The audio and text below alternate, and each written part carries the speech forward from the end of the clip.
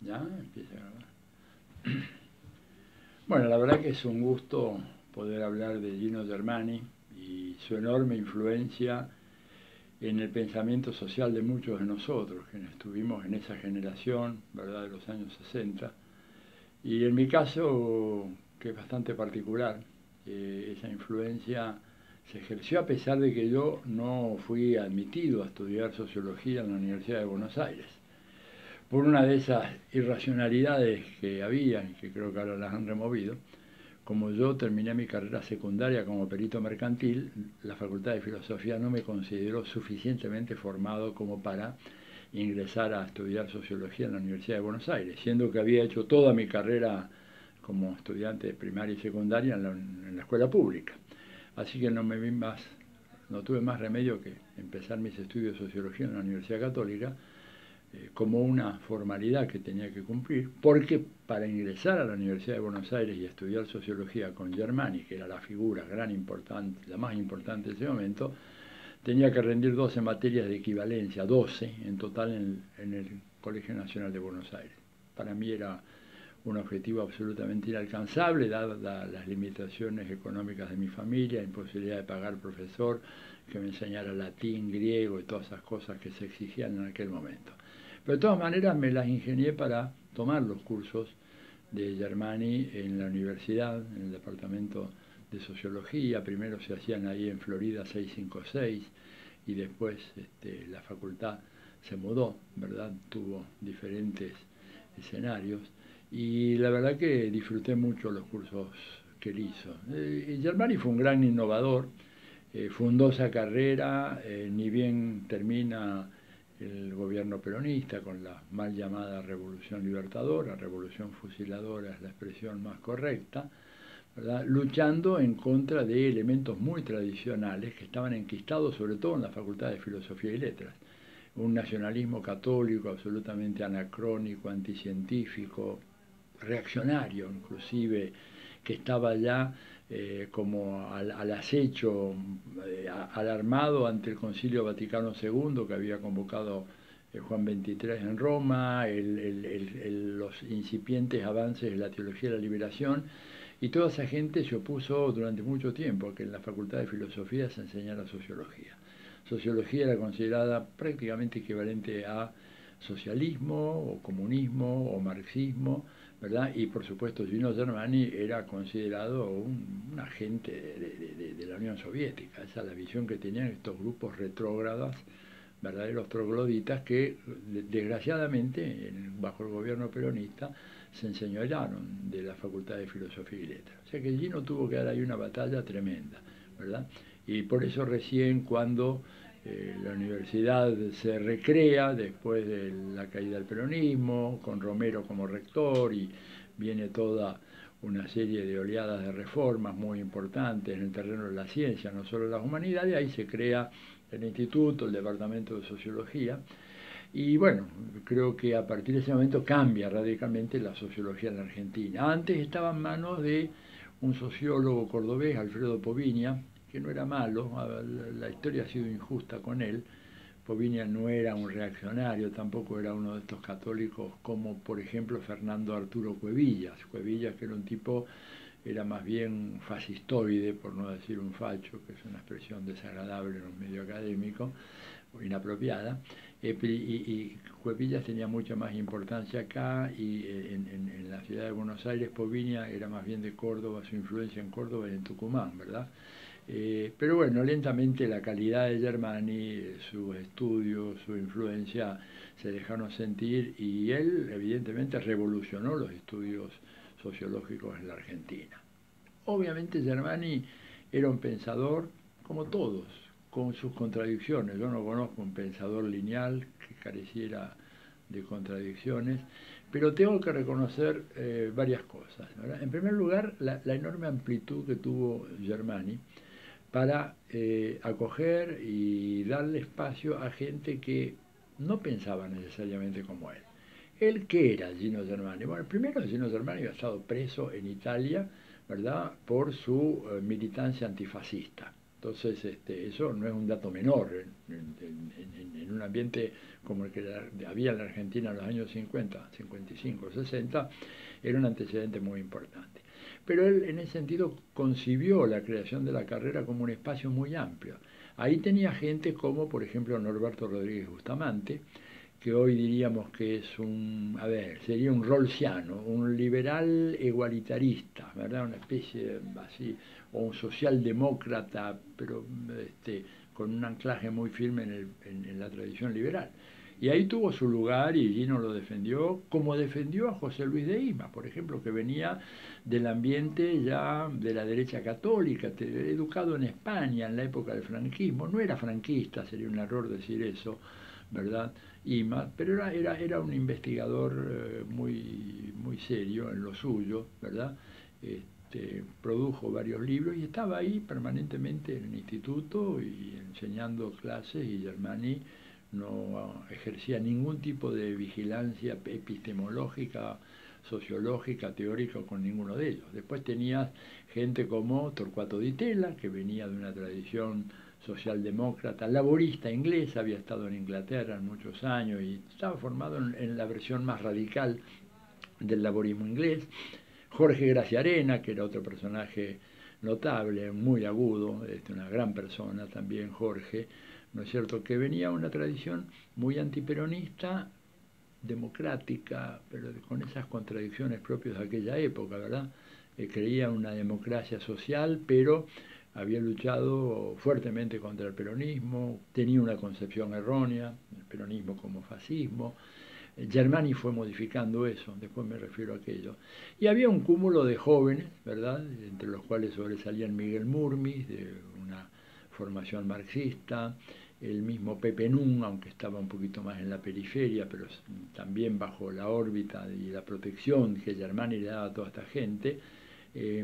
Estaba Eliseo Verón, ¿verdad?, que luego también desde un planteo muy radical, muy de izquierda, muy marxista, luego se dedicó a temas de semiología y comunicación. Estaba Silvia Sigal, ¿verdad?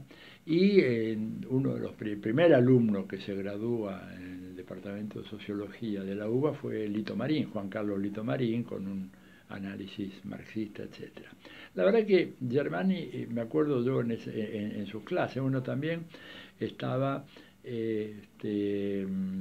alguna otra gente, se me fue el nombre en este mismo momento, pero bueno, ya va a salir.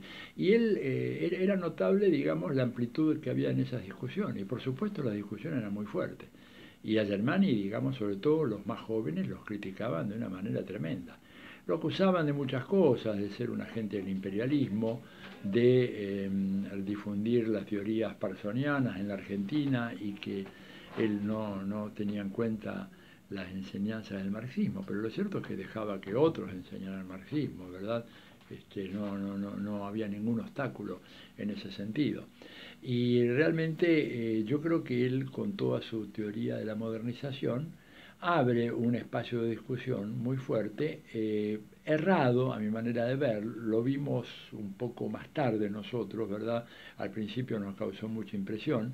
Germani era un escritor, un trabajador incansable, un gran investigador, un gran investigador. Me olvidé de decir que, por ejemplo, Ruth Sautú estaba muy vinculada a esa primera camada, igual que Catalina Weinerman, que también estuvo vinculada desde los inicios a la carrera de sociología.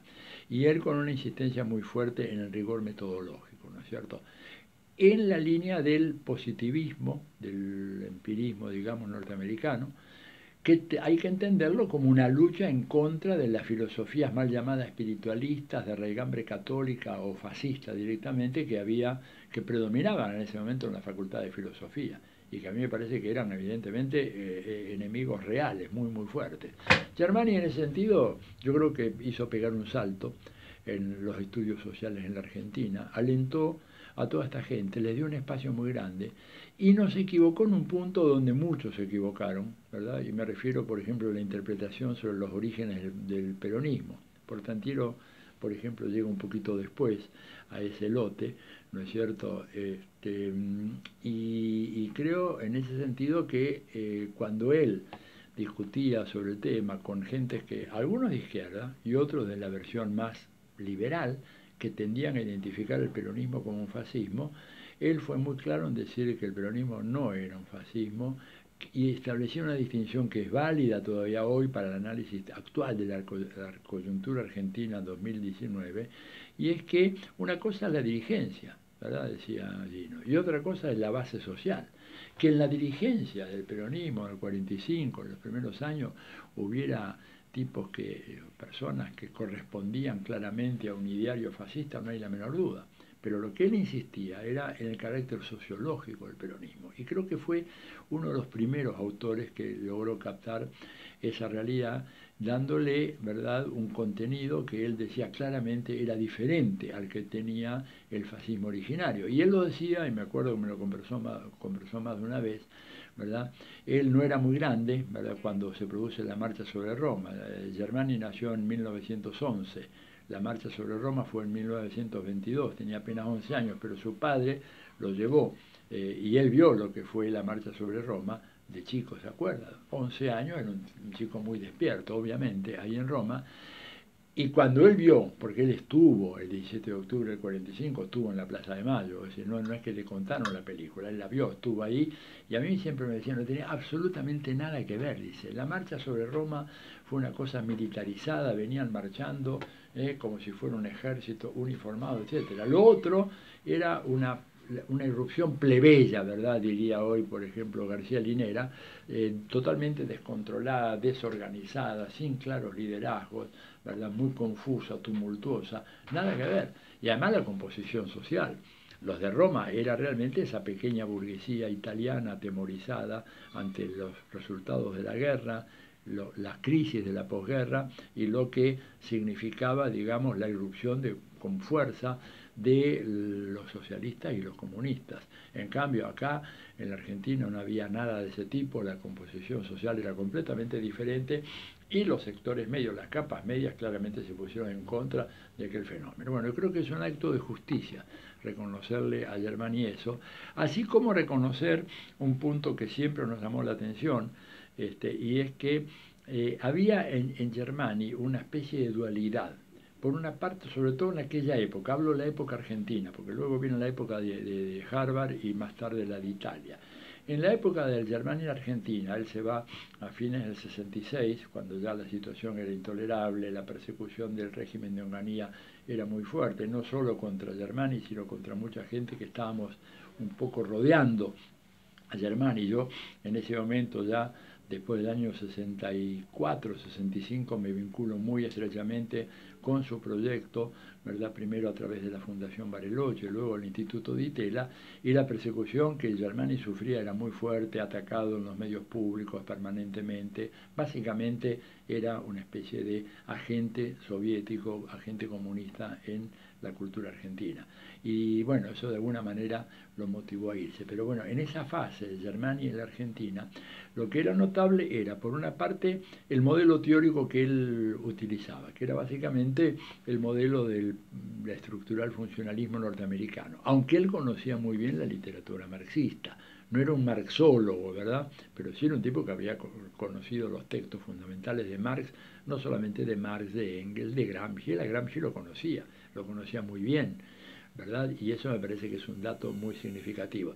Pero fíjense que yo lo que siempre me llamó la atención era la disyunción que había entre la primera parte, por ejemplo, de Política y Sociedad en una época de transición, un texto de 1962 que fue muy importante para nosotros, porque era una sociología aplicada a la Argentina, en donde hay una primera parte que es teórica, y en donde en cierto sentido rinde homenaje a la sociología norteamericana y por supuesto un guiño a las fundaciones americanas que de lo contrario no hubieran financiado ni el instituto, ni el departamento, ni nada de eso. Hay que ser muy claro, no había un peso para la sociología argentina y él consiguió eso. Pero al mismo tiempo, la segunda parte del libro, ¿verdad?, en donde son los estudios concretos sobre la Argentina en transición, lo notable de todo eso es que aquel modelo teórico de la primera parte prácticamente desaparece en la segunda. O sea, en la segunda parte es un análisis empírico sobre el proceso de formación de clases sociales en la Argentina, los problemas de la movilidad social, la dominación oligárquica, las cuestiones de las masas, la erupción de las masas, y eso es una línea que en los sucesivos trabajos que él va haciendo se profundiza cada vez más. De hecho, cuando él llega a Harvard después del 66, su vinculación con el estructural funcionalismo prácticamente desaparece por completo. Yo lo puedo decir porque yo llego a Harvard tiempo después, ¿verdad? A finales del 72, él estaba en un mismo edificio, estaba toda la gente de ciencias sociales, en el William James Hall de Harvard, y en ese William James Hall también su oficina Talcott Parsons, y prácticamente no había ninguna relación entre Parsons y Germani, o sea, siendo colegas en el mismo piso, etcétera. Germani en realidad ya estaba muy desencantado de las teorías parsonianas, y él que había tenido siempre un filo crítico, bueno, eso lo fue desarrollando de una manera muy fuerte, y ya ahí se pasa él muy fuertemente a enrolar en algo que podríamos llamarle una versión socialdemócrata, hasta podría llegar a decir de izquierda. Tuvo una revalorización del movimiento nacional popular, la profundización de la crisis, de la crítica al capitalismo y al capitalismo norteamericano, que fue, por supuesto, fogoneada por el hecho de que Gino no soportaba a los americanos. Y en un momento determinado hay una anécdota muy interesante. Yo hice ahí un curso con él en el doctorado, y un curso muy chico, de un posgrado, ¿verdad? Hacíamos sobre temas de desarrollo, secularización, modernización, ¿verdad? Cambio político. Y él, en un momento determinado, se le escapó decir, era un grupo de unas 7, 8 personas, de las cuales la mayoría no eran americanos, ¿no? Había un griego, Kyriakos Kontopoulos, muy inteligente, estaba un italiano, se me fue el nombre ahora, había un par de gentes de América Latina, y había 2 americanos. Y él en un momento determinado habla y dice, bueno, este realmente es un grupo que está vivo, no como los otros grupos que yo he tenido, en donde la verdad que la despolitización del estudiante americano a mí me desmotiva profundamente. Y eso lo decía farfullando en un mal inglés, o sea, y a mí me confesó en un momento determinado, porque yo después trabajé como ayudante de él, y le decía, bueno, Gino, pero usted habla mejor inglés de lo que hace en las clases. Y sí, pero no me interesa. Y hubo además anécdotas muy interesantes. Una vez vamos a la Harvard Cup a comprar algo. Harvard Cup era la cooperativa, digamos, muy linda que está ahí en Harvard Square, y él le empieza a pedir no sé qué cosa a un empleado, y el empleado no le entendía, y lo volvió a repetir, y el tipo decía, I'm sorry, professor, what you want? Y yo más dijo así, como si dijera, más, bueno, una grosería en italiano, no le salió en italiano. Y dice, más, vámonos, estos son unos estúpidos, no entienden nada. O sea, él la pasó muy mal en Harvard, ¿no es cierto? Y se encerró mucho en sus estudios, ¿verdad? En profundizar el estudio sobre la estructura social argentina, que es un estudio pionero, que desgraciadamente no se lee mucho ahora. Es un texto, si no me equivoco, es del año 53, lo publicó la editorial Raigal en aquella época. Pero y él quería un poco actualizar todo eso con los datos del censo del 60. Resultó una tarea muy difícil, no tenía muchos ayudantes allá. De hecho, yo trabajaba part-time, pero muy pocas horas en el proceso de investigación, colaborando con él. Me acuerdo que él se carteaba mucho con Ruth Sautou, con quien chequeaba mucho de los datos, pero no llegó a escribir ese segundo tomo de la estructura social argentina. Una pena, porque hubiera sido muy interesante, hubiera sido otro enfoque, ¿verdad?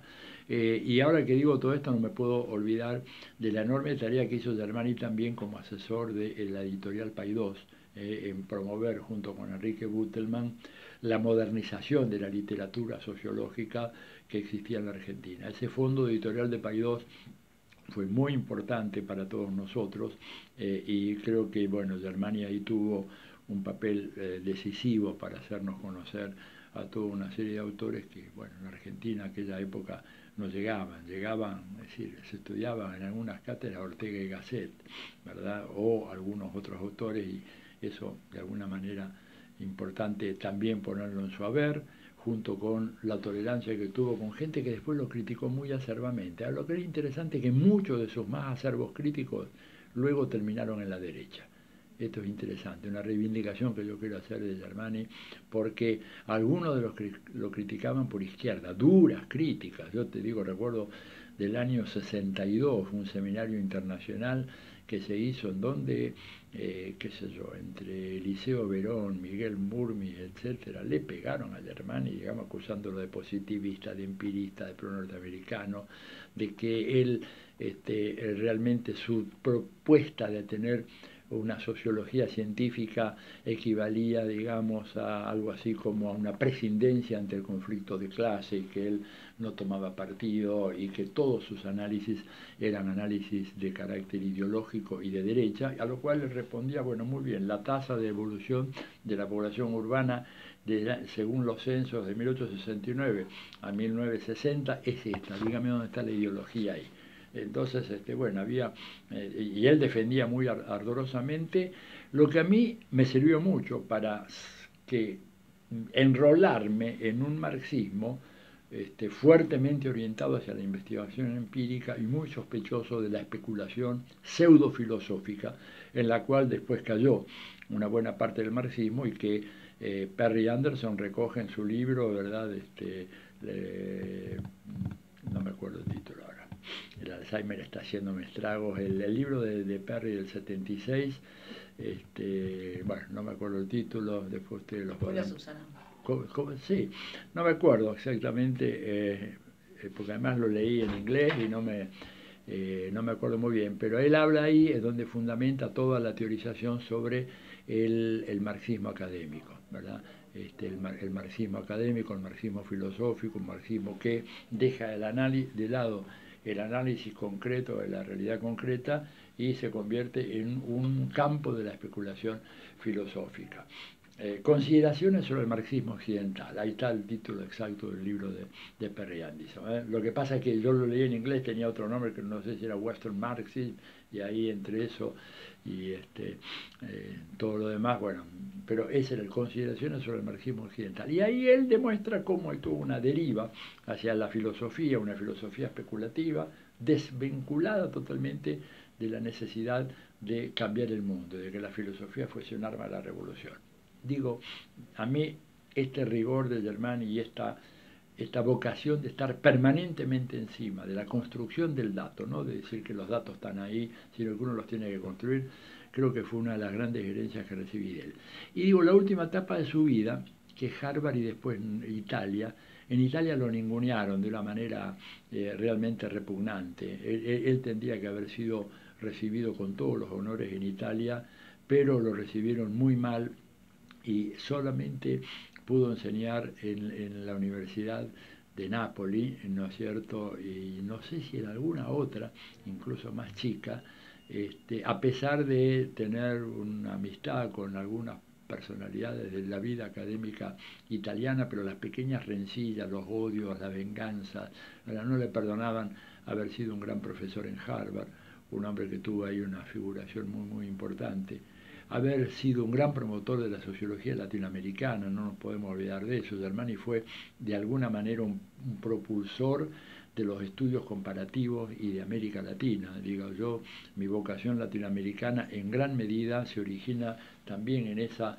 necesidad de estudiar los censos que teníamos que estudiar con Germani, censo de Brasil, de Chile, de Uruguay, de Argentina, para hacer análisis comparativo. Todo eso es de un valor inmenso, por lo menos para mí ha sido una enseñanza extraordinaria que me ha marcado para toda mi vida. Y les decía, para un poco redondear todo esto, que ya está muy largo, la fase final él básicamente se dedica a lo que veía como su preocupación fundamental en ese momento, la reemergencia del fascismo bajo nuevas formas en las sociedades contemporáneas. Él deja de lado ahí un poco la teorización de finales de los 50, principios de los 60, sobre la secularización, la modernización, etcétera, y aparece con mucha fuerza la idea de que estas sociedades lentamente van retornando hacia un nuevo tipo de fascismo, que no va a tener el componente clásico que tuvo en los casos de Italia, pero la concentración del poder, en manos de grandes factores económicos, la estatización de la vida política, ¿verdad? La creciente discriminación en contra de las fuerzas que de alguna manera rompían ese consenso ideal parsoniano al cual él había adherido a finales de los años 50, siempre como reacción al espiritualismo y al filosofismo católico que imperaban en aquellos años, y se dedica a hacer cosas muy interesantes. Los últimos escritos de Germani, ¿verdad?, que creo que incluso no se han traducido al castellano, Autoritarismo, Fascismo y Clases Sociales, lo publicó la editorial Il Mulino, allá en Bolonia, en Italia. Es un texto muy interesante e incluso sirve mucho para entender, darle una mirada fresca al fenómeno del peronismo y al fenómeno de los movimientos nacional popular, que de alguna manera recoge ahí, en la fase final de su vida, Gino, algunas de las lecciones de Antonio Gramsci, ¿verdad?, sobre lo nacional popular y la necesidad de, bueno, comprender eso, dejando de lado la estigmatización que esos movimientos habían sufrido en el pasado, e incluso perfeccionando el análisis que él hace al introducir un análisis de clase que me parece muy importante, y sobre todo el tema del proceso de formación de una conciencia de clase, que para el marxismo vulgar es un hecho determinístico producto de la secreción de las actividades económicas, casi una secreción casi podríamos decir espontánea y natural, y que en el caso de él justamente todo eso es puesto en discusión, ¿no? El concepto de puesta en disponibilidad de las masas es un tema muy importante. ¿Hasta qué punto esas masas están disponibles para una convocatoria revolucionaria o inclusive para una convocatoria fascistoide? Que lo que le preocupaba era eso, ¿verdad? Combinado con sus estudios en psicología social. O sea, en ese sentido, él fue un precursor de esto que hoy, cuando nos preocupamos por las guerras de quinta generación y el papel de la propaganda en el reformateo de la conciencia del público, bueno, en Germania hay muchos elementos muy importantes para tener en cuenta y para valorizar. Así que yo realmente celebro este evento, lamento no poder estar presente, pero tengo compromisos en el exterior que me impiden, pero no quería dejar de reconocer esta enorme importancia que tuvo Gino en los estudios sociales en la Argentina, con una actitud, vuelvo a decir, ejemplar, con gente que lo criticó mucho y que después terminó claramente a su derecha, claramente a su derecha. Germani fue un tipo que realmente siempre tuvo una visión crítica de todas estas teorías de la democratización. Él dudaba mucho de eso, creía que en realidad eran enfoques que, al ser exclusivamente políticos, casi politicistas, un poco soslayaban la importancia de determinantes más duras derivadas de la estructura de clase, y que hacían que muy difícilmente esos procesos de democratización pudieran avanzar como se quería. Yo recuerdo sobre todo una intervención de él en un seminario internacional que organizó la Claxo en San José, en Costa Rica, y en donde ahí había una especie de auge de expectativas en torno al avance de la democratización inminente, ya comienzo de las décadas de los 80, y Gino echó un manto de sobriedad advirtiendo sobre los peligros que tenía este proceso, el contragolpe de las fuerzas reaccionarias, de la derecha, de las Fuerzas Armadas, de la Iglesia. No lo decía con estos términos, pero también del imperialismo norteamericano. No se usaba en aquella época, mucho menos en un ambiente académico, hablar del imperialismo, porque te tiraban por la ventana, pero decía, bueno, los factores externos, la dependencia externa, que es un elemento que él incorpora muy fuertemente en sus últimos trabajos, obviamente una manera eufemística de hablar del imperialismo, él no lo podía decir, pero bueno, creo que ahí contribuyó a darnos una visión mucho más refinada, mucho más cautelosa sobre esta democratización en ciernes, que hoy, si Gino viviera, 40 años después dirían, vieron que tenía razón, que esa transición que ustedes tan alegremente propiciaban y decían que se venía y que ya esto avanzaba hacia un esquema de democracia plena con participación total, se quedó a mitad de camino. Hoy estamos a cerca de 40 años de haber iniciado la transición y todavía no hay miras de que estemos llegando, lo cual quiere decir que esto no es una transición, es una vía muerta hacia una democracia de baja intensidad, él le hubiera dicho una democracia limitada, pero básicamente su escepticismo acerca de esos procesos de modernización política fueron muy marcados desde Harvard y hasta el final de su vida en Italia, ¿no es cierto? Una gran injusticia que creo que este seminario está reparando, lo cual no quiere decir que todas sus teorías, sus interpretaciones fueran correctas, pero para mí, sin duda, fue un gran maestro que me suscitó muchas preguntas, que me estimuló a investigar, que me enseñó a ser muy riguroso y que cuando hacía una afirmación tenías que tener los datos para sustentarlas, que esto no era una mera pirotecnia verbal, ¿verdad? Y que, bueno, al fin y al cabo, creo que el balance de su obra, vuelvo a repetir, la tolerancia es rara en este país y en el mundo académico, de gente tan diversa como la que él supo tener a su lado y nuclearse. Me parece que es un dato que vale la pena subrayar y bueno, nada, ojalá que esto sirva para darle una nueva mirada, revisitar el legado teórico y metodológico de Gino Germani, no solamente para la Argentina, sino también para otros países de América Latina que se beneficiaron mucho también de su obra, ¿no es cierto? Bueno, nada más esto, les deseo un buen trabajo, un gran seminario, lamento no poder estar, pero los felicito por haber tomado esta iniciativa.